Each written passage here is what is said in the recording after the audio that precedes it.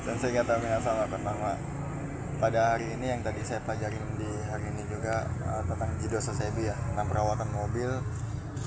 Pertama itu ada alat uji emisi atau bisa disebut dengan Shiohachi.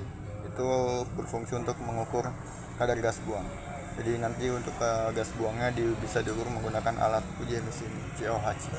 Dan untuk selanjutnya ada opasimeter. Opasimeter itu disebut dengan opasimeta. Dalam bahasa Jepang itu opasimeta. Itu berfungsi untuk alat mengukur kepekaan asap pada gas buang. Jadi nanti gas buang itu diukur lagi kepekaan asapnya dengan apa kuantitas yang diperlukan, berapanya diukur menggunakan opasimeter ini. Dan selanjutnya itu ada OBD tester. OBD tester itu onboard diagnostic tester. Itu berfungsi untuk mendiagnosis kerusakan pada sistem elektronik kendaraan secara otomatis. Hampir mirip-mirip dengan ECU sih yang ada dalam mobil ya. Untuk selanjutnya itu ada alat ukur udara, itu bisa disebut dengan EAGG. EAGG itu alat ukur udara, berfungsi untuk mengukur kadar udara dalam kendaraan. Selanjutnya ada alat untuk mengukur kedalaman ban. Jadi nanti kedalaman ban itu juga bisa diukur menggunakan alat yang bisa disebut dengan Tefusu gauge. Itu alat pengukur kedalaman ban. Selanjutnya ada pengecas aki. Sebelumnya kan kita mempelajari tentang akinya, bateri itu aki, dan sekarang ada pengecas akinya. Aki itu bisa dicas dan itu namanya itu baterai Judenki. Itu untuk bahasa Jepang bisa disebut dengan bateri Judenki. Itu alat pengukur alat pengecas aki. Dan selanjutnya itu ada senapan angin. Senapan angin ini disebut juga dengan eakang. Itu bisa teman-teman jumpai ketika sederhananya itu kayak di tempat-tempat buat tambal ban di Indonesia ya. Itu ada tuh kayak buat membersihin ganti oli, nanti oli lamanya itu disemprot menggunakan eakang ini, senapan angin. Dan untuk selanjutnya ada mesin pencuci mobil otomatis. Itu bisa disebut dengan Zensajiki.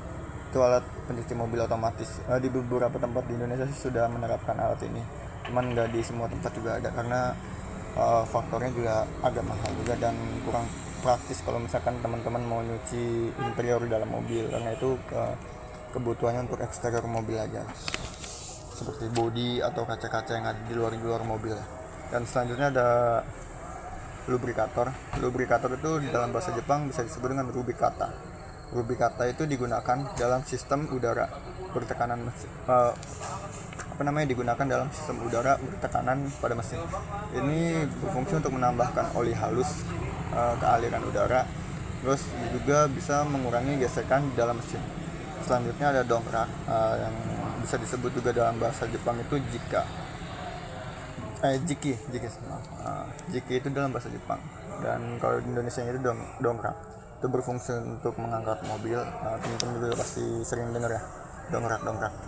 Dan di dalam alat-alat seperti itu juga ada namanya ceng buraku itu blockchain atau tackle. Itu berfungsi untuk mengangkat mesin, memindahkan beban-beban berat. Jadi kan kalau misalnya ada mesin-mesin yang berat gitu, itu nggak bisa diangkat pakai tangan, itu bisa teman-teman gunain pakai blockchain atau tackle. Selanjutnya ada penyangga mobil. Penyangga mobil itu bisa disebut dengan Rigito Raku itu penyangga mobil. Itu berfungsi untuk menahan keamanan mobil, untuk stabilitas juga bisa. Jadi kalau misalkan nanti ada mau ganti mobil atau apapun, itu butuh penyangga. Nah, ini bisa dipakai alat ini. Selanjutnya itu kita mempelajari tentang mesin dan alat inspeksi yang digunakan untuk perawatan. Alat-alat yang diantaranya itu adalah radiator cap tester. Itu digunakan dalam bahasa Jepang itu bisa disebut dengan Rajieta Tesuto. Itu tester untuk radiator. Itu digunakan untuk memberikan tekanan pada radiator atau tutup radiator guna mengecek ada kebocoran pada sistem pendingin.